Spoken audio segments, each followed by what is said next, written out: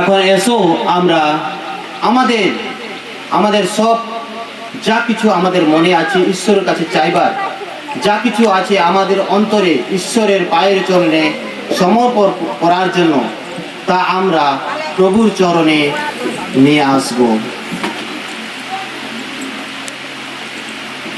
প্রভু যিশু মৃত্যুদের মধ্য থেকে পুনরুত্থিত। তিনি এখন মহাগৌরবে পরম পিতার ডান পাশে সমাসীন। আমাদের মুখপাত্র হয়ে তিনি তার পিতার কাছে আমাদের সকলের আবেদনগুলি শুনিয়ে থাকেন।